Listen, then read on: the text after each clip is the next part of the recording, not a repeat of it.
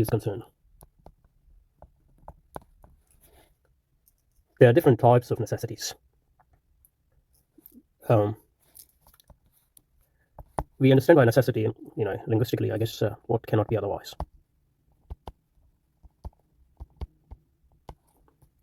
I think that's a good starting. What cannot be otherwise, and we can distinguish between conceptual necessity, and I will say logical necessity is a type of conceptual necessity.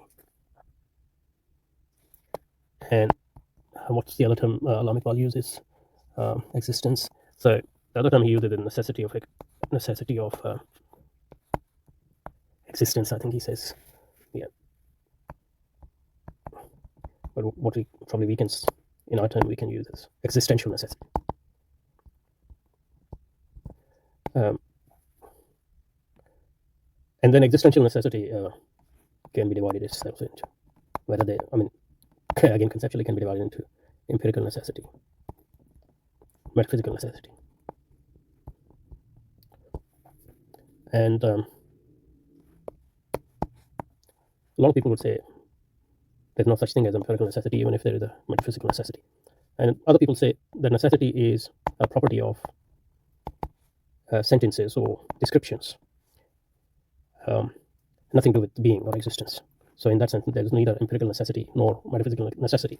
So, but just to say what is conceptual necessity. So if necessity is something that cannot be otherwise, an example of conceptual necessity can be given something is A, it cannot be B, or it must be B. So for example, to give a very obvious example, if I say that the capital of Russia, Moscow, then necessarily I can't deny that Moscow is not in Russia. So it means that given that the capital of Russia is Moscow is necessarily in Russia. So you can't accept one and deny the other statement. So this is sort of conceptual necessity. But on the other hand, at least on the face of it, we don't, or we shouldn't attribute, or we can see the distinction between the necessity in that sense and facts or beings. So for example, the tree is green. Probably we can say that given the other condition, the tree must be green. Given the meaning of green, that will come in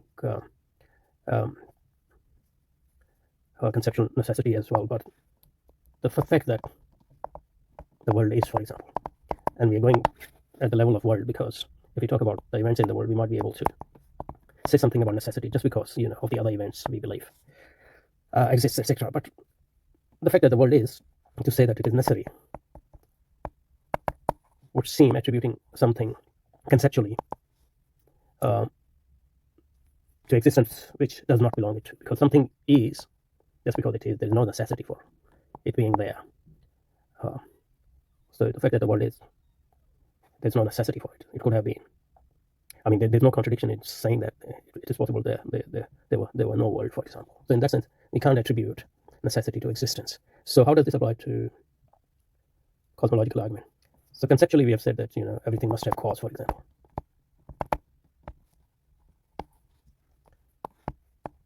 And the world exists. So the world must have a cause. And that cause must be a self-sufficient cause or self-caused, because otherwise we would have infinite regress, which seems contrary to our rational expectations. So the argument is sort of based on our rational expectation and our rationality, what we think is reasonable or should be.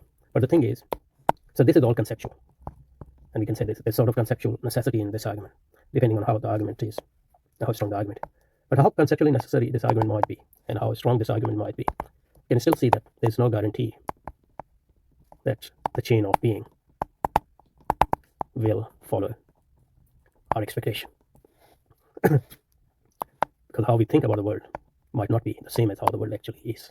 So that's a basic gulf, which in a sense can be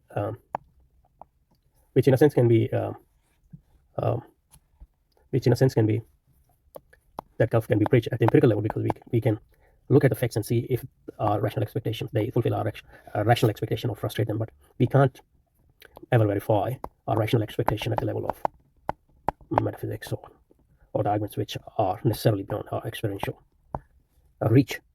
So there, our rational expectation and the break between our rational expectation and the existence of being can never be actually verified. So that's what he mean by that. It's obvious reason that the relation between the two terms, nor is the necessity of the identical with the conceptual necessity of causation, which is the utmost of the argument can prove. Okay. So in that sense, even the best of cosmological argument, best of them, logically foolproof, logically error-proof, are still faced with this basic thing that our rational chain of thought is different from the existence, the way things are, the way world is. And there's no necessity that our conceptual necessity will end up being the same as how the world behaves, at least at the level at which we are talking about here, which cannot be verified empirically. So I think this is the argument, and this is a very powerful argument. And I think probably we'll say something more. I just try to sort of summarize the thought in my own understanding in a layman sort of non-technical terms. Next time we'll look at these distinctions, the distinction between conceptual necessity and whether necessity can be applied to or is different from the necessity of existence or existential necessity. We'll look at it more a bit more in a bit more depth and probably in more technical terms. So just to go through it, nor is the necessity of the existence identical with conceptual necessity of